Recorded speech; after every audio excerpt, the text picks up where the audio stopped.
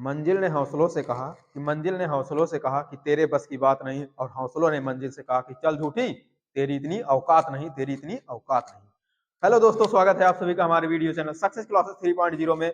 आज ब्रह्मास्त्र बैच में आप सभी का दिल से स्वागत है। तो दोस्तों, आप लोग का पेपर बहुत ही करीब आ चुका है, ये आप जानते हैं, ठीक है। तो हमें उम्मीद है कि आपकी पढ़ाई बहुत ही अच्छी तरीके से चल रही होगी और आप लोग जबरदस्त तरीके से पढ़ रहे होंगे। तो आप लोग एक लक्ष्य को हमेशा अपने निगाहों में लेके चल रहे हैं कि हम 2026 में टॉप करेंगे बोर्ड को, ठीक है। तो आप लोग अपने पढ़ाई को अच्छे तरीके से करते रहिए, ठीक। तो चलिए हम इसी के साथ आज पवन दूतिका पढ़ाने वाले हैं, क्लास 12th का, ठीक। पवन दूतिका नामक जो चैप्टर है उसमें अयोध्या सिंह उपाध्याय हरिऔध जी द्वारा लिखित एक कविता है, उसका जिसका नाम क्या है, पवन दूतिका है, ठीक है। इसमें लिखा क्या गया है कि बैठी खिन्ना एक दिवस वे गेह में थी अकेली, आके आंसू दरी युगल में थे धरा को भिगोते, आई धीरे इस सदन में पुष्प सदगंध को ले, प्रातः वाली सुपवन इसी काल वातायनों से, ठीक है। तो चलिए इसके बारे में बहुत ही जबरदस्त तरीके से जानते हैं, इसका अर्थ क्या होता है। सबसे पहले जानेंगे पवन दूतिका का मतलब क्या होता है। पवन मतलब हवा होता है, ठीक है।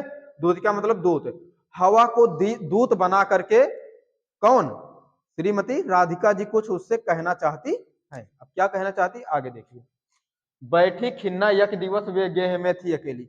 बैठी का अर्थ क्या होगा, बैठी थी, खिन्ना का अर्थ क्या होगा, दुख। खिन्ना का अर्थ क्या होगा, दुख, ठीक। यक दिवस मतलब एक दिन,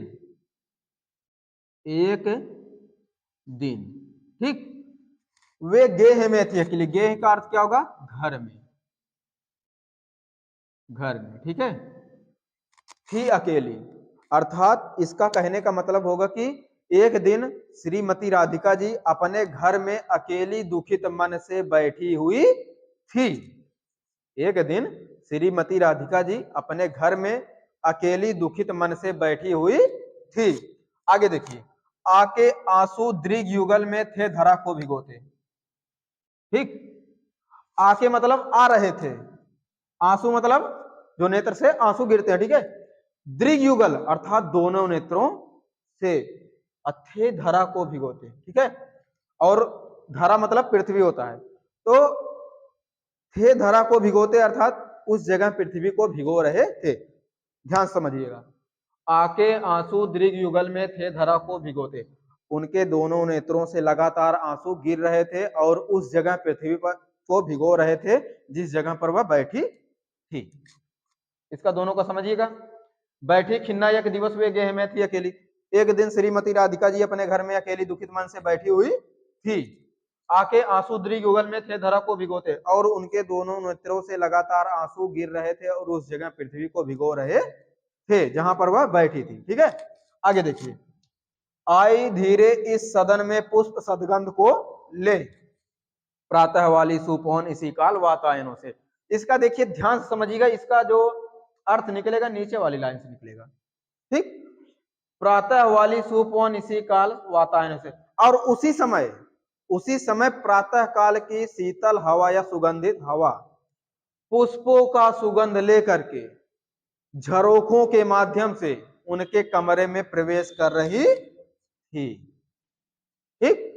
ध्यान से समझिएगा, आई धीरे इस सदन में पुष्प सदगंध को ले, प्रातः वाली सुपवन इसी काल वातायनों से, और प्रातः काल की शीतल हवा या ठंडी हवा पुष्पों का सुगंध लेकर के झरोखों के माध्यम से उनके कमरे में प्रवेश कर रही थी और उनके दुखों को और भी बढ़ा रही थी। तो आई होप दोस्तों, हमें उम्मीद होगा कि आपको ये वीडियो पसंद आया होगा। अगर आपको वीडियो पसंद आया तो जबरदस्त तरीके से लाइक करिए, सब्सक्राइब करिए और वीडियो को शेयर करिए। मिलते हैं अगले वीडियो में। जय हिंद, जय भारत, धन्यवाद।